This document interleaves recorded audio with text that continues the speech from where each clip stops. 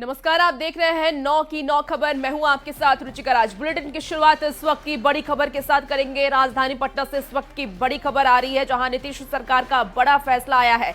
MDM को लेकर के बड़ा ऐलान नीतीश कुमार ने किया है। बता दें आपको कि रसोइया के मानदेय में वृद्धि की जाएगी। रसोइया का मानदेय दुगना किया जाएगा। 1650 से बढ़ाकर के अब 3300 रुपए किया जाएगा। वहीं रात्रि प्रहरी का भी मानदेय दुगना होगा। 5000 से बढ़ाकर के 10,000 रुपए किया जाएगा।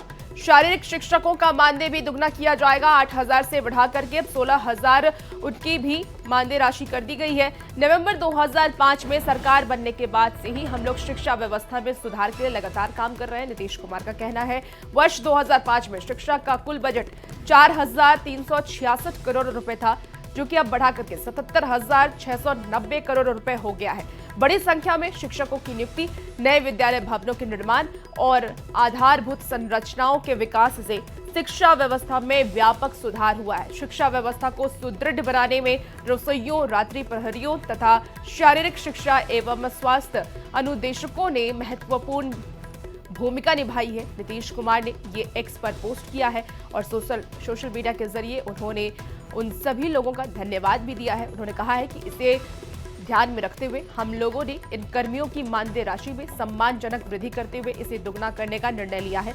शिक्षा विभाग के अंतर्गत आपको बता दें कि मध्याह्न भोजन पे कार्यरत रसोइयों के मानदेय में दुगनी वृद्धि करते हुए 1650 रुपए से बढ़ाकर के अब 3300 रुपए करने का निर्णय सरकार की तरफ से लिया गया। वहीं माध्यमिक उच्च शिक्षा में कार्यरत रात्रि प्रहरी का मानदेय 5,000 रुपए से दुगना किया गया है, अब 10,000 रुपए कर दिया गया है। साथ ही साथ शारीरिक शिक्षा एवं स्वास्थ्य अनुदेशकों का मानदेय 8,000 रुपए से दुगना करके 16,000 रुपए कर दिया गया है।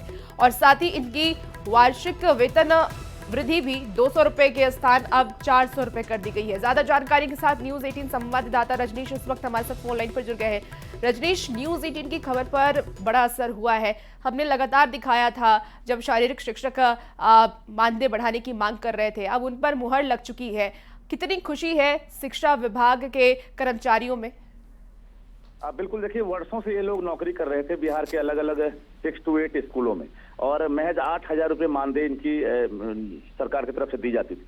लेकिन न्यूज 18 ने प्रमुखता से इनकी खबर दिखाने का काम किया है। लगातार मुहिम के तौर पर हमने खबर को दिखाया है, और जिसके बाद सरकार ने तैयारी की थी और हमने ये भी जानकारी दी थी कि इनकी जो सैलरी है, खासकर मानदेय जो है, बढ़कर 16,000 रुपये हो जाएगा। निश्चित रूप से सीएम नीतीश कुमार ने खुद अपने ट्विटर हैंडल से ट्वीट करके सुबह सुबह जानकारी दी है कि जो शारीरिक शिक्षा एवं स्वास्थ्य अनुदेशक हैं, उनका मानदेय 8,000 से 16,000 रुपये होगा। इसके अलावा जो रसोइया हैं, जिनको अब तक 1650 रुपये मिलते थे, अब उन्हें 3300 रुपये जो है मानदेय मिलेगा। इसके अलावा जो रात्रि प्रहरी हैं, जो स्कूलों में ड्यूटी करते हैं नाइट गार्ड के तौर पर, उन्हें भी अब 5,000 की जगह 10,000 रुपये मानदेय दिए जाएंगे। तो कुल मिलाकर लाखों जो कर्मी हैं, उन्हें एक तरह से सीएम नीतीश कुमार ने बड़ा तोहफा दिया है।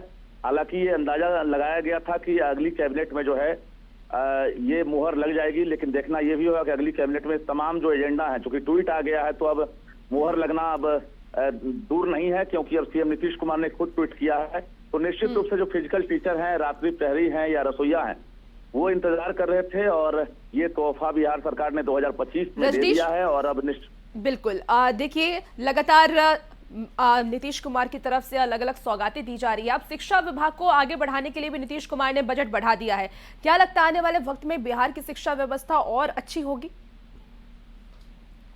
बिल्कुल, देखिए, पहले अगर बात करेंगे तो 2005 से लेकर अब तक में काफी फर्क महसूस किया जा रहा है, और सीएम ने खुद इस बात की जानकारी है। शिक्षा का बजट जो है राज्य का सर्वाधिक बजट वाला एक तरह से कहा जाए जो विभाग है रहा है, और शुरू से इस पर ध्यान रहा है। फिर से एक बार जो आंकड़े अभी सामने आए हैं, 77,690 करोड़ रुपए जो है शिक्षा विभाग का बजट।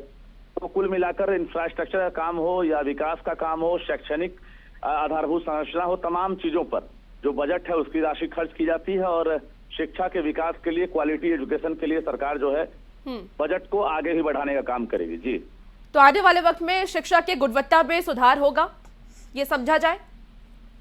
देखिए, क्वालिटी एजुकेशन सरकार का मेन एजेंडा होता है। हालांकि ये बहुत आसान नहीं है, लेकिन फिर भी लगातार कोशिश है, और निश्चित रूप से चाहे वो शिक्षक की बहाली हो।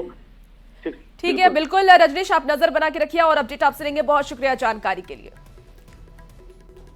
और एसआईआर से पहले चरण के बाद बिहार में आज ड्राफ्ट मतदाता सूची जारी होगी। मुख्य निर्वाचन आयोग की तरफ से आपको बता दें, चुनाव आयुक्त ने इसकी जानकारी दी है। मुख्य चुनाव आयुक्त ने यह कहा है कि बिहार की ड्राफ्ट मतदाता सूची 1 अगस्त 2025 को प्रकाशित की जाएगी। प्रत्येक मान्यता प्राप्त राजनीतिक दल को 38 जिला निर्वाचन पदाधिकारियों के द्वारा इसकी प्रतियां प्रदान की जाएंगी और 1 अगस्त से 1 सितंबर 2025 के बीच पात्र मतदाता का नाम छूटने, इसके साथ ही अपात्र मतदाता का नाम हटाने या किसी भी सुधार के लिए दावा या आपत्ति दर्ज किया जा सकता है। राजनीतिक दल या मतदाता 1 अगस्त से 1 सितंबर तक दावा या आपत्ति दर्ज करा सकते हैं।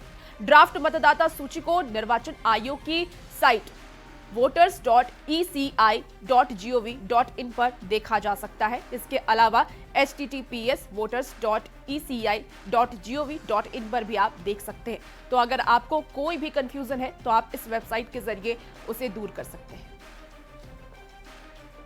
चलिए खबरों में आगे बढ़ेंगे। अब राजनीतिक गलियारे से ये बड़ी खबर आ रही है। लालू प्रसाद के बड़े लाल तेज प्रताप यादव ने वैशाली के महुआ विधानसभा क्षेत्र से चुनावी तैयारी शुरू कर दी है। राधा बिहारी मंदिर में पूजा अर्चना कर तेज प्रताप यादव ने जनसंपर्क अभियान शुरू किया।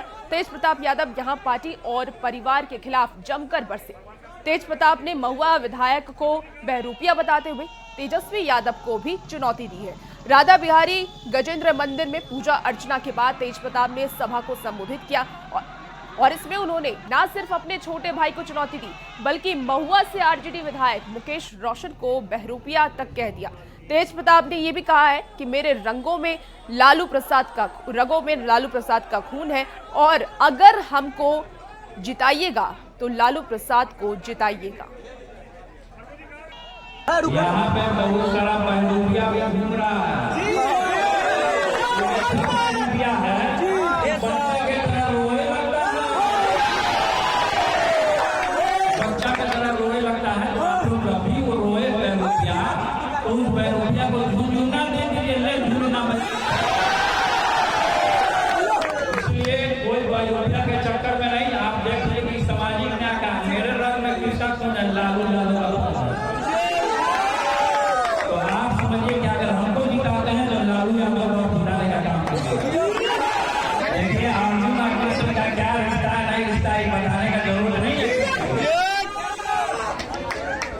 को अगर अर्जुन हमने माना था तो अर्जुन माना था। अगर तेजस्वी बोल रहा है कि हम अर्जुन है तो तेजस्वी को मुरली बजा के दिखाए, तेजस्वी का मान जाए कि हम अर्जुन है, कृष्ण है। बिहार में चुनाव को लेकर के बीजेपी लगातार एक्टिव मोड में है और लगातार बैठक कर रणनीति बनाई जा रही है। इसी कड़ी में औरंगाबाद में बीजेपी के राष्ट्रीय महामंत्री और बिहार प्रभारी विनोद तावड़े ने संगठन की अहम बैठक की, जिसमें 3 जिले अरवल, औरंगाबाद और रोहतास के अपेक्षित श्रेणी के कार्यकर्ता शामिल हुए। इस बैठक में आगामी चुनाव को लेकर के कार्यकर्ताओं को टास्क भी दिया गया। वो अरवल थी, औरंगाबाद थी और रोहतास था। इसके बाद वो गया गए हैं। गया में भी 3 जिला की बैठक है, गया की, नवादा की और जहानाबाद की। तो ये संगठन की बैठक चल रही है, उसी सिलसिले में हुआ है। बीजेपी सांसद मनोज तिवारी कांधे पर कावड़ लेकर के बाबा बैद्यनाथ धाम जा रहे हैं। करीब 30 साल बाद मनोज तिवारी पैदल यात्रा करते हुए बाबा नगरी में नजर आ रहे हैं। तस्वीरें भी हम आपको दिखा रहे हैं, जहां देखिए किस तरीके से मनोज तिवारी कावड़ लेकर के बाबा धाम के लिए निकल पड़े हैं। मनोज तिवारी के साथ बड़ी संख्या में उनके समर्थक और सुरक्षा कर्मी भी चल रहे हैं। मुंगेर के रास्ते देवघर जा रहे मनोज तिवारी ने कहा है कि कांवरिया पथ की स्थिति पहले से काफी अच्छी हो गई है। इससे श्रद्धालुओं को काफी ज्यादा सुविधा मिल रही है। मनोज तिवारी ने यह भी कहा कि बिहार में एक बार फिर से एनडीए की सरकार बनेगी और बिहार की भलाई भी इसी में है। बड़ा अच्छा अनुभव है। बाबा नगरिया दूर है पर जाना जरूर है। बाबा कपार पे चढ़ गए और मैं निकल पड़ा हूँ कांवड़ लेके। बड़ी कठिन यात्रा है लेकिन बाबा पार करेंगे, ऐसा मेरा विश्वास है। कितने सालों के बाद जा रहे हैं सर आप? 30 साल के बाद जा रहे हैं। 95 से पहले 7 बार जा चुके हैं।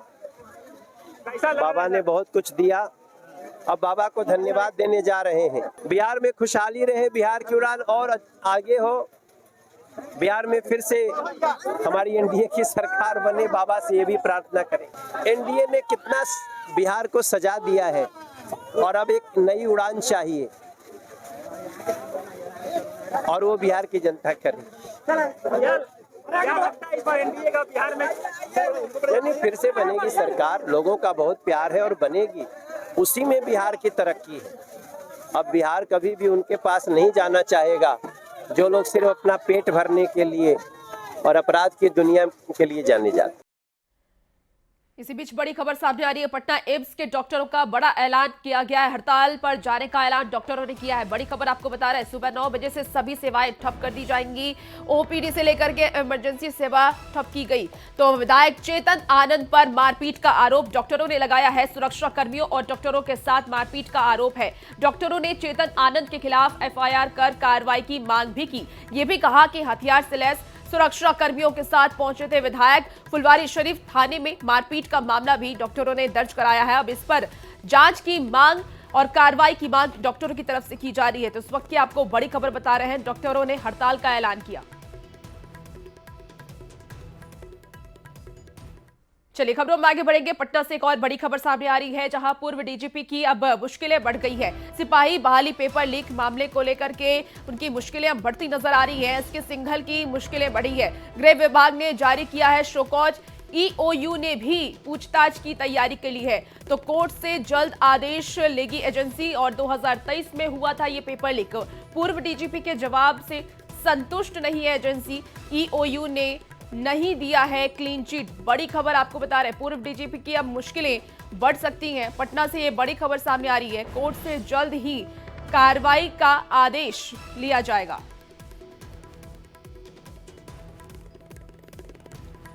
तो बड़ी खबर बता रहे हैं, इसके सिंघल की अब मुश्किलें बढ़ती हुई नजर आ रही हैं। गृह विभाग ने जारी किया है शो कॉज। तो इस वक्त की बड़ी खबर राजधानी पटना से सामने आ रही है। बता दें आपको कि जवाब से संतुष्ट नहीं है एजेंसी और पूर्व डीजीपी की मुश्किलें बढ़ गई। बड़ी खबर मुजफ्फरपुर से है, जहां राजेपुर ओपी क्षेत्र के मीनापुर गांव में महावीरी झंडा जुलूस के दौरान विशेष समुदाय ने पत्थरबाजी की है। पत्थरबाजी के बाद गांव में तनावपूर्ण माहौल बन गया। मीनापुर मस्जिद के पास जुलूस पर पत्थरबाजी हुई है। मस्जिद और आसपास की छतों से महावीरी झंडा जुलूस पर पत्थरबाजी की गई है। इस घटना में जुलूस में शामिल राजेपुर थानाध्यक्ष राधेश्याम सहित कई पुलिसकर्मी और जुलूस में शामिल अन्य लोग घायल हो गए। स्थिति की गंभीरता को देखते हुए एसएसपी, ग्रामीण एसपी और एसडीएम वेस्ट भी मौके पर पहुंचे। फिलहाल शांति समिति की बैठक की जा रही है। ये दो अलग अलग तस्वीरें आपको दिखा रहे हैं, जहां देखिए किस तरीके से ये हंगामा किया गया। हालांकि फिलहाल जो पुलिस की मौजूदगी है वो नजर आ रही है। अलग अलग थाने की पुलिस और विशेष सुरक्षा बल गांव में कैंप कर रहे हैं। पुलिस दोषियों की गिरफ्तारी के लिए छापेमारी कर रही है।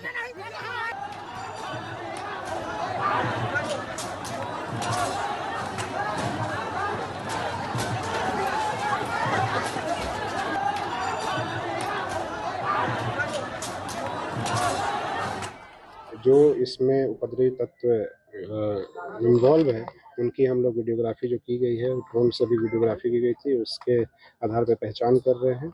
और उसके बाद जो है गिरफ्तारी के लिए हम लोग हमारी टीम है यहाँ पे, फोर्स हम लोगों ने क्यूआरटी यहाँ पे बुलाई हुई है। चलिए बात अब मौसम के मिजाज की कर लेते हैं। तो सुबह से ही मूसलाधार बारिश हो रही है। आपदा प्रबंधन विभाग की तरफ से अब अलर्ट जारी किया गया है। ठनका और भारी बारिश को लेकर के अलर्ट जारी किया गया है। पटना, भोजपुर, अरवल, गया में अलर्ट जारी किया गया है। नवादा और शेखपुरा में भी अलर्ट जारी किया गया है। घरों से बाहर निकलने की अपील की गई है कि जब बारिश हो तो लोग घर से बाहर नहीं निकले। सुबह 9:22 तक के लिए ये अलर्ट जारी किया गया है। तो तेज हवा के साथ लगातार बारिश हो रही है। मौसम से जुड़ी आपको ये बड़ी खबर बता रहे हैं, आपदा प्रबंधन विभाग ने अलर्ट जारी किया है। आपदा प्रबंधन विभाग की तरफ से ये अपील की गई है कि जब मूसलाधार बारिश हो तो लोग घर से बाहर ना निकलें।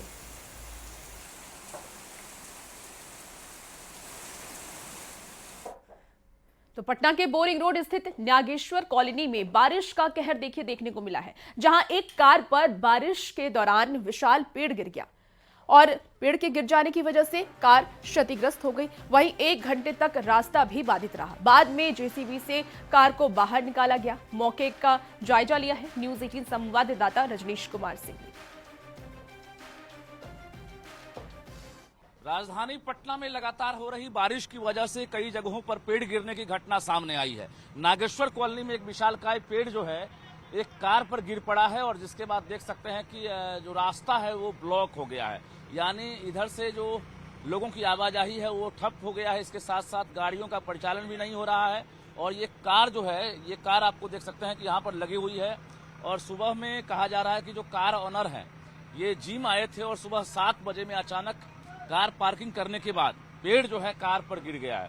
हालांकि अभी जेसीबी के आने के बाद, चूंकि नगर निगम की तरफ से जेसीबी भेजा गया है और जेसीबी के आने के बाद जो है धीरे धीरे यहाँ से कार को बाहर निकाला गया है।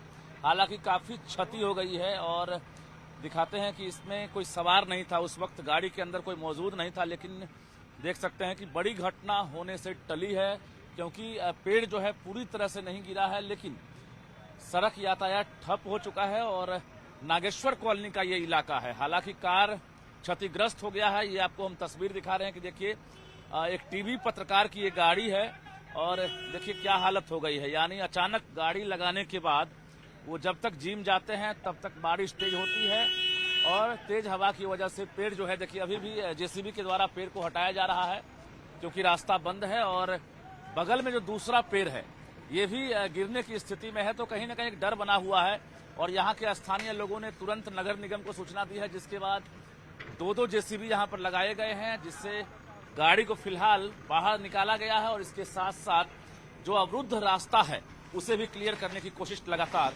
जारी है। कैमरामैन दीपक के साथ रजनीश कुमार, न्यूज़ 18 पटना। भागलपुर के सबौर प्रखंड में ममलखा गांव में गंगा का रौद्र रूप लगातार देखने को मिल रहा है। तेज कटाव से ग्रामीण दहशत में है। जल संसाधन विभाग की तरफ से कटाव निरोधी कार्य किया जा रहा है, लेकिन वो ज्यादा काफी नजर नहीं आ रहा है और लगातार गंगा का तेज कटाव घरों के नजदीक पहुंच रहा है, जिसको लेकर के गांव की महिलाएं गंगा मैया को मनाने में लगी हुई है। गांव की महिलाएं पूजा अर्चना करती हुई नजर आ रही है। न्यूज़ 18 संवाददाता आशीष रंजन की रिपोर्ट देखिए। अभी हम हैं सबौर प्रखंड के ममलखा के चायचक में। गंगा का रौद्र रूप लगातार इस गांव पर पड़ रहा है और कटाव काफी तेज है। आप देख सकते हैं कि ग्रामीण महिलाएं हैं जो अब जो है गंगा मैया को मनाने के लिए जो है सुबह और शाम इसी तरह यहाँ पर पूजा पाठ कर, गीत गाकर और दीप जलाकर जो गंगा मैया हैं उनको मनाने का प्रयास किया जा रहा है कि गंगा मैया अब तो हम लोगों पर रहम कीजिए और मेरे घर को जो है कटने से बचा लीजिए। महिलाएं हैं यहाँ पर, क्या मांग रहे हैं माँ से? मांग रहे हैं गंगा मैया से कि गंगा मैया बहुत हो गया, इतना आप तकलीफ मत दो, आप क्षमा करो। बाल बच्चा लेकर को कहाँ जाएंगे, कहाँ भटकेंगे, कहाँ रहेंगे, क्या खाएंगे? जर जवान बाल बच्चा है, किसको द्वार पर जाएंगे, कहाँ रहेंगे? सुबह शाम मना रहे हैं, शाम सवेरे जखनी मन तखनी मनाते हैं, जब आते हैं किनार जब मनाते हैं। क्या नाम हुआ? देवी देवी। और भी महिलाएं क्या कर रहे हैं आप लोग? गंगा को मना रहा हूँ सुबह शाम की, कैसो भी गंगा में घूर जाए यहाँ से, जो मेरा बाल बुतरू सुखी से रहे। बहुत दुखी है, दुख से रहता हूँ। काफी तेज है, बहुत तेज है कटाव, सगरे कट रहा है, किधरों नहीं बचने का फसल बनना है। किधर रहूंगा, कैसे रहूंगा? क्या नाम हुआ? उषा देवी। तो आप देख सकते हैं कि गंगा मैया को मनाने के लिए जो है महिलाएं यहाँ गंगा किनारे बैठी हुई हैं। तेज कटाव हो रहा है, वहीं जल संसाधन विभाग के द्वारा जो है कटाव निरोधी कार्य भी किया जा रहा है, लेकिन वह भी नाकाफी नजर आ रहा है और कटाव जो है काफी तेज हो चुका है। और महिलाएं यहाँ की जो है मैया गंगा मैया को जो है मनाने के लिए सुबह और शाम जो है इसी तरीके से यहाँ पर गीत गाकर, दीप जलाकर, अगरबत्ती जलाकर जो है गंगा मैया को मनाने का काम कर रही हैं। अब देखने वाली बात है कि गंगा मैया जो है मानती हैं या फिर इस गांव को जो है अपने आगोश में समा लेती हैं। आशीष रंजन, न्यूज़ 18 भागलपुर। चलिए खबरों में आगे बढ़ेंगे। सरायकेला से इस वक्त की बड़ी खबर सामने आ रही है। सुरक्षा बलों को बड़ी सफलता मिली है। नक्सलियों के खतरनाक मंसूबे नाकाम हुए हैं। जंगल से भारी मात्रा में विस्फोटक बरामद किया गया है। तो Saraikela police, Jharkhand jaguar, CRPF और एसएसबी ने संयुक्त सर्च ऑपरेशन चला करके ये कार्रवाई की है। नक्सलियों के छिपाकर रखे गए बता दें आपको, स्टील कंटेनर और एक कंटेंट में 20 packet ammonia nitrate powder, 60 kilo विस्फोटक के साथ 10 पैकेट पेट्रोलियम जेली बरामद हुआ है, जिसे बम निरोधक दस्ते ने नष्ट कर दिया। तो ये दो अलग अलग तस्वीरें देख रहे हैं आप टीवी स्क्रीन पर। अभी वर्तमान जिले में ऐसी कोई एक्टिविटीज़ नहीं दिखती है इस जिले पे, बट हमारे पूरे रेंज में चाईबासा में हम लोग नक्सल पे काम कर रहे हैं और लगातार काम कर रहे हैं। यहाँ भी हम लोग अलर्ट मोड में हैं कि यहाँ दोबारा वो स्थिति ना हो, और अभी बहुत सारे रिकवरीज हो रहे हैं जो हम लोग उस पर लगातार काम कर रहे हैं। फिलहाल इस बुलेटिन में इतना ही। खबरों का सिलसिला न्यूज़ 18 बिहार झारखंड पर जारी है। बने रहिए आप न्यूज़ 18 के साथ।